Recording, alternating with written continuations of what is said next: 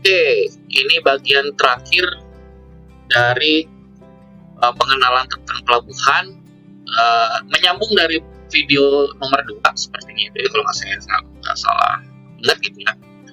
Di video nomor 2 itu ada tentang kita bahas karakteristik kapal. Dan sekarang kita bahas contohnya. Contoh analisis dari karakteristik kapal itu sendiri. Apa aja sih yang dimaksud dengan atau isinya karakteristik kapal itu, ada apa aja sebenarnya? Yang pertama itu adalah DT atau displacement tonnage, kemudian ada project area yang sudah saya jelaskan apa itu project area, baik secara lateral maupun dari front areanya. Kemudian baik dari kondisi fully loaded sama ballast loaded. Kemudian displacement ballast loaded, draft ballast loaded, sama draft minimum. Nah ini bagian ini dia termasuk dari ini ya. Jadi kita ngikutin yang ini. Nah, aturan dari Jepang ini. Karena kita dari sini, dari peraturan di Jepang ini atau rumus empiris dari Jepang ini, kita aplikasikan di contoh soal ya sekarang ya. Misalkan ya, contoh soalnya itu adalah diketahui sebuah kapal minyak atau oil tanker gitu dengan ukuran 50.000 DWT ya. Panjangnya dia itu adalah 215 meter. Nah, kemudian kita diminta untuk analisis karakteristik kapal tersebut dan draft kapal tersebut. Pertama, yang kita jawab pertama adalah dari ukuran 50.000 DWT dan LBP 215 meter, kita bisa ngitung atau analisis dalam kondisi fully loaded. Rumusnya itu tetap sama seperti ini rumusnya ya. Cuma yang membedakan alfa dan betanya. Nah, kita lihat sekarang. Alfa dan betanya itu apa gitu ya. Nah, ini kalau misalkan kita lihat untuk DT, saya dulu. Nah, untuk DT yang ini DT ya, dan oil tanker, kita lihat sekarang patokannya adalah yang saya kasih tanda biru ini semua ya. Saya kasih tanda biru semua. Nah, ini.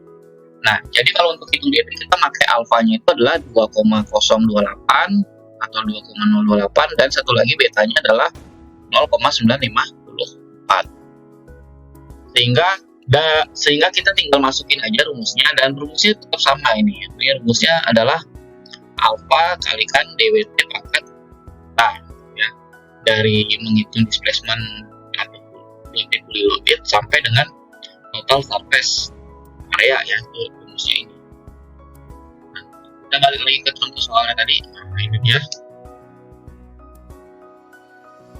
Tadi alfanya 2,028, ini beta 0,954, DWT-nya 50.000.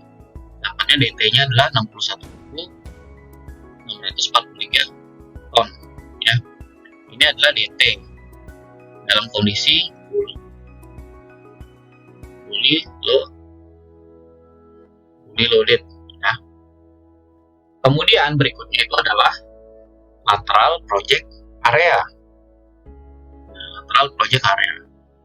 Saya ulang sedikit lagi untuk lateral project area. Misalkan di sini saya punya surface water, ya,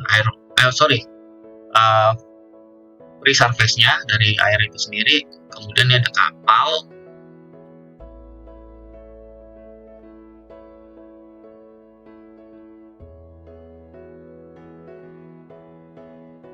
Ada kapal misalkan nih. Yang namanya lateral project area itu adalah ini, kita nggak dari samping ini lateral.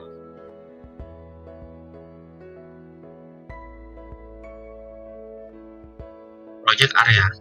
Kalau yang front itu bisa dibilang sebagai longitudinal sebenarnya.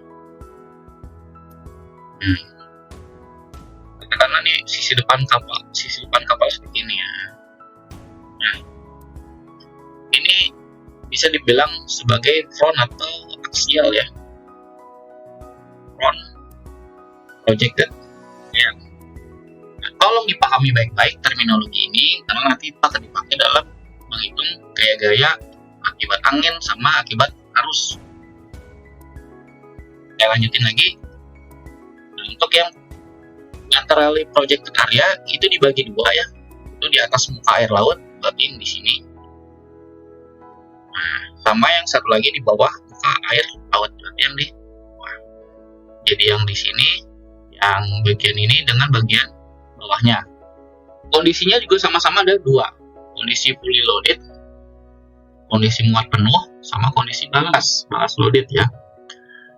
Untuk yang kondisi fully loaded sama juga, rumusnya semua sama ya, alfa kali dWt pangkat beta gitu ya.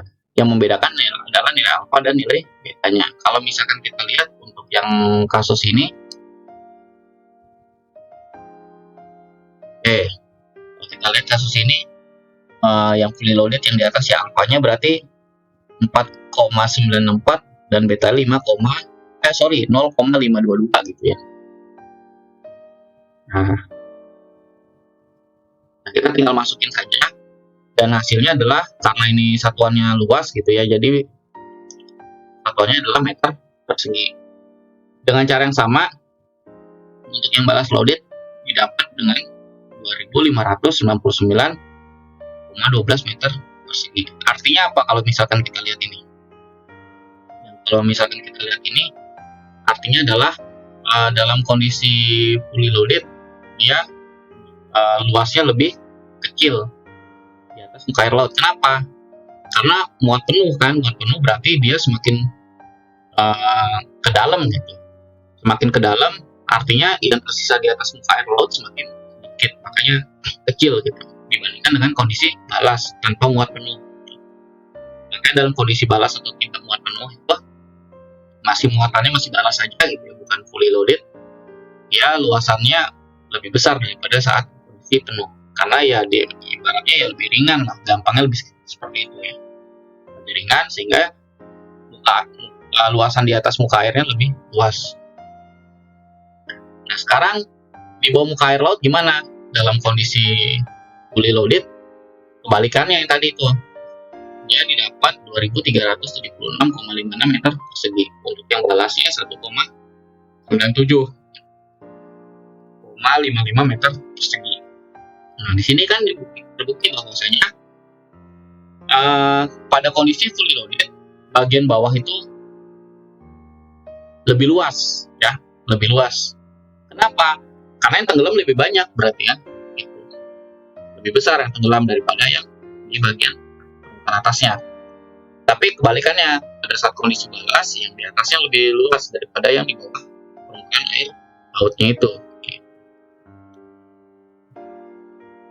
Kemudian ini sudah ya yang lateral project area. Sekarang adalah yang front area depannya. Dengan cara yang sama yang fully loaded seperti ini. Alfa dan betanya silakan dilihat saja di sini ya. Alfa betanya tinggal kita balik lagi aja. Ini front area ya, sama juga ya front area yang fully loadednya, kemudian yang balas loadednya juga sama seperti itu.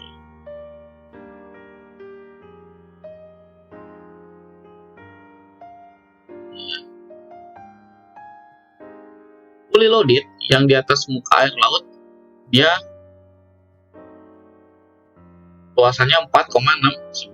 Kalau yang ini yang balas loaded 6,67,8. Nah ini luasan di depan ini hasilnya cukup masuk akal. Kenapa?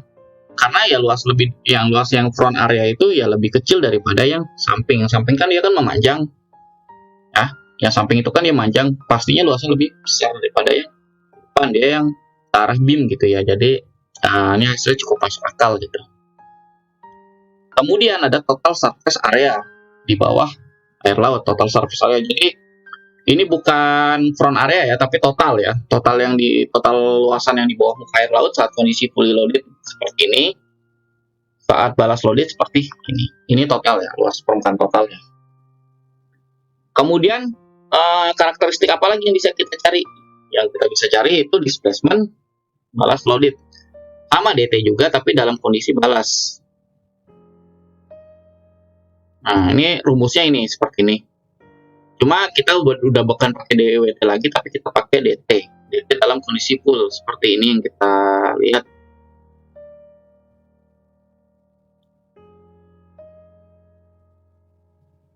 Yang kita lihat tadi.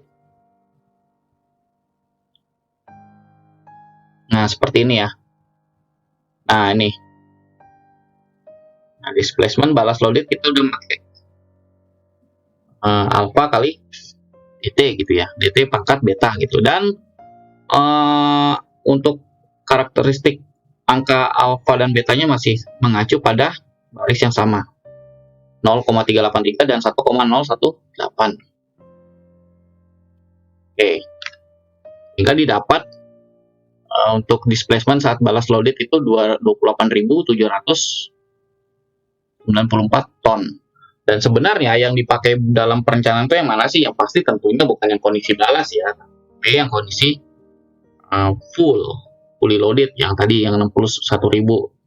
Yang ini ya, yang pakai dalam perencanaan, entah perencanaan apapun itu, dalam kolam pelabuhan misalkan, atau perencanaan vendor atau penambat, pakainya yang kondisi fully loaded. Kemudian, nah ada draft saat balas loaded. Nah, draft saat balas loaded itu adalah apa dikalikan draft maksimum ya. Draft maksimum itu ini rumusnya. Ini draft maksimum. Nah, draft maksimum itu rumusnya ada ini, dan hasilnya untuk kapal 50.000 ton DWP itu draft maksimumnya 12,07 meter. Dan kemudian untuk kondisi balas loaded adalah ini ya rumusnya ini tadi. Kita balik lagi, kita buka aja slide-nya.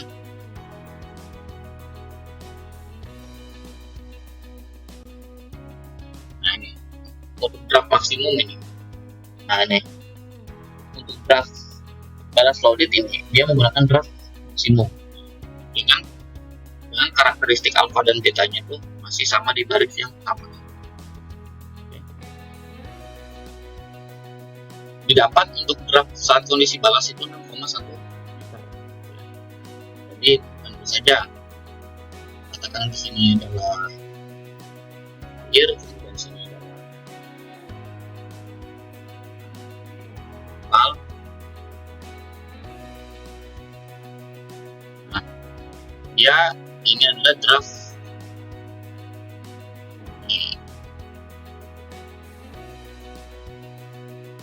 balas ya. Tapi ketika dia butuh muat temu, tentunya lain soal ya. Tentunya dia akan jadi draft maksimum terus ini.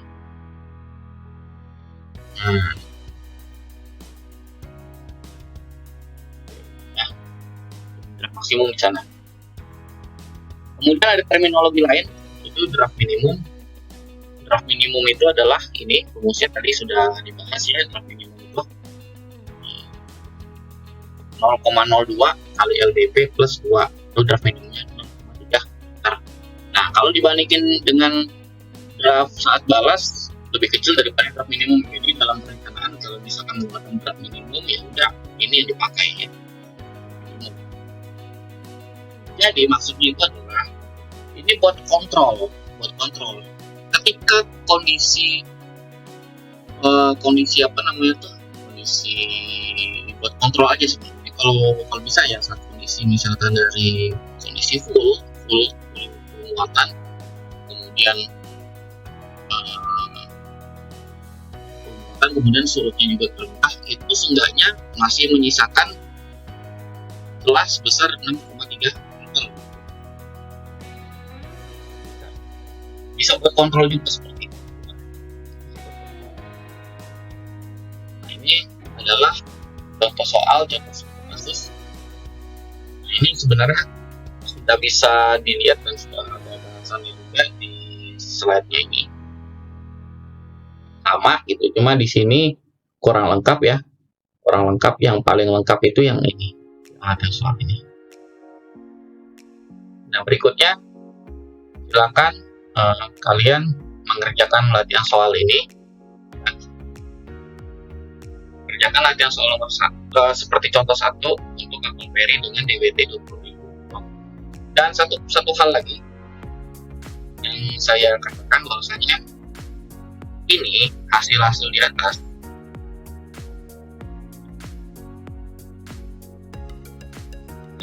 atas bisa dikoreksi ya dengan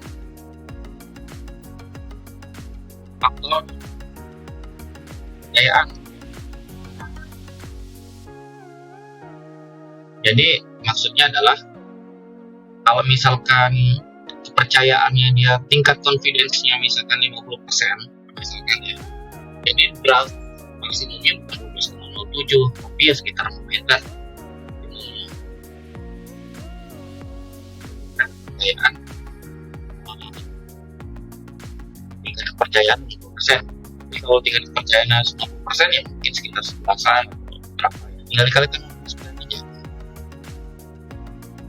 Oke, silakan dikerjakan latihan soal ini untuk kapal feri dengan DWT 20.000 ton supaya paham mengenai atas kapal, terutama tentang project area sama front area itu sangat penting banget nanti kalian gunakan di perencanaan vendor dan pengembangan. Oke, kira-kira demikianlah pembahasan kita kali ini tentang latihan soal untuk karakteristik kapal. Kurang lebihnya saya mohon maaf. Saya ucapkan terima kasih dan video ini saya tutup. Terima kasih.